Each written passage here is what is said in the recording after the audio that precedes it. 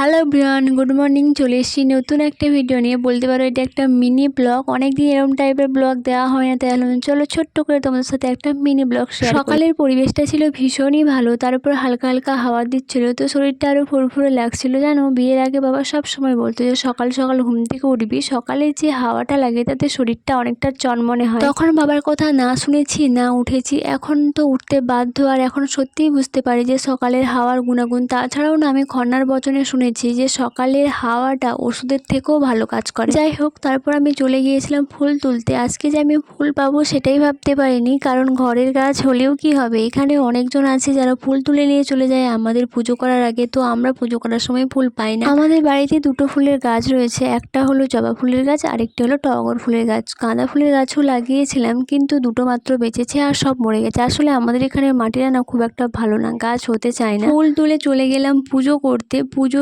সেরে নিলাম, তারপর পেট পুজোটাও সেরে নিলাম। এবার তো ভিডিওটা শেষ করব। ভিডিওটা যদি তোমাদের ভালো লেগে থাকে তাহলে লাইক কমেন্ট শেয়ার তো অবশ্যই করবে। তো চলো এখনের মতো আসি, ফিরে আসছি নতুন একটা ভিডিওর সাথে। ততক্ষণ তোমরা ভালো থেকো, সুস্থ থেকো, টাটা।